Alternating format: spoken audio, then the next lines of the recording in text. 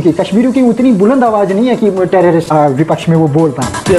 किसी मजहब में यही सिखाया जाता है कि तुम लोगों को मारो और तुम्हें बेहतर बुरे मिलेगी। कश्मीरियों की जो मानसिकता है वो टेररिस्ट पर डिपेंडेंट है, क्योंकि आज ये लोग जो पकड़ा गया उसको मारना धर्म है।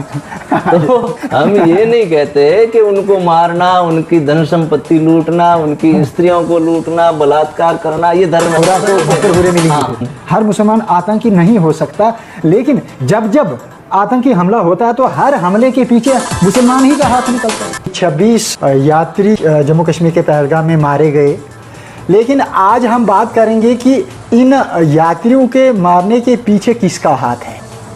एक लोकल कश्मीरी पकड़ा गया कि कश्मीरी लोग अगर इन्हें शेल्टर ना दे तो ये आतंकी कहां से आ सकते हैं, हेलीकॉप्टर से तो आ नहीं सकते। वारदात को अंजाम दे देते हैं तो ये जाते कहां हैं। आप महाराज, आप इस जग को या पूरी दुनिया को क्या बता सकते हैं कि कौन रिस्पॉन्सिबल इस हमले के पीछे। जो ये पहलगाम में आतंकी हमला हुआ है, बड़ी ही दुखद घटना है।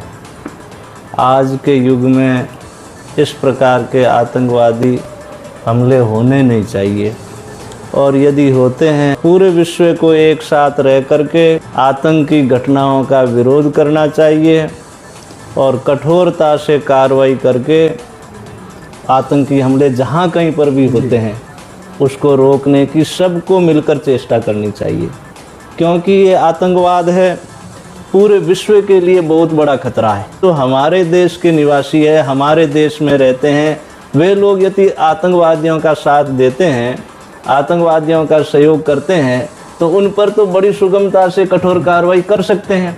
तो सरकार से यही कहना है कि जो भारत के नागरिक हैं वे लोग आतंकवादियों का यदि साथ देते हैं तो उन पर बड़ी कठोरता से कार्रवाई करनी चाहिए। उन लोगों की, उन परिवारों की नागरिकता रद्द कर देनी चाहिए, वोट देने का अधिकार रद्द कर देना चाहिए, उनकी संपत्ति प्रॉपर्टी है वो छीन लेनी चाहिए और उन पर बड़ी कठोरता से कार्रवाई करनी चाहिए। देखो, हमारा एक पड़ोसी देश चाइना है, चीन है, वहाँ पर हर एक कोई आतंकवादी घटना नहीं होती। क्यों नहीं होती? क्योंकि वहाँ पर बड़ी कठोरता से कार्रवाई होती है और बहुत जल्दी कार्रवाई होती है। इसलिए आतंकवादी वहाँ कुछ करने के लिए बहुत डरते हैं जी, इसलिए वहाँ कुछ नहीं करते, और यदि कभी कुछ कर भी दे तो उन पर बड़ी कठोरता से कार्रवाई होती है।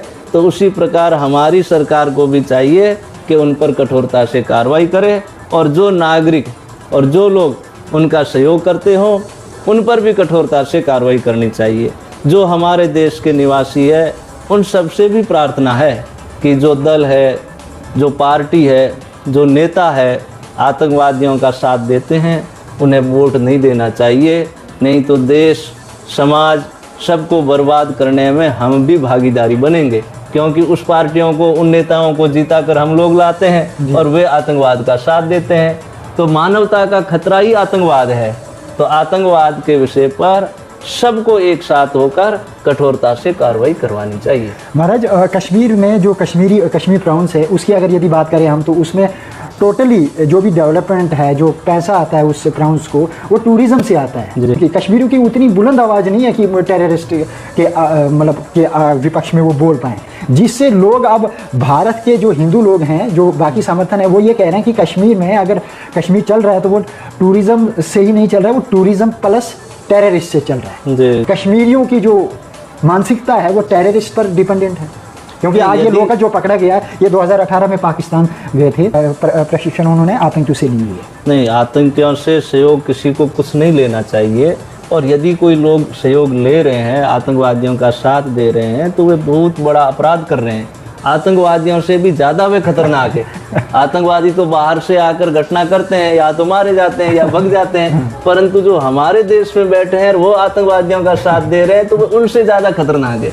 तो उन पे तो और पहले कठोर कार्रवाई होनी चाहिए।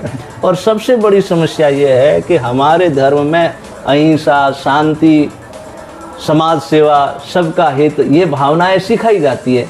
कहीं न कहीं ये गलती होती है, किसी मजहब में ये भावना न सिखाकर उल्टा सिखाया जाता है। इस गलती को सब मान नहीं रहे, स्वीकार नहीं कर रहे, जबकि करना चाहिए। जो दोष है, जो कमी है, वो सबको एक साथ आकर मिटानी चाहिए। इसलिए वे खुलकर आवाज़ नहीं उठाते।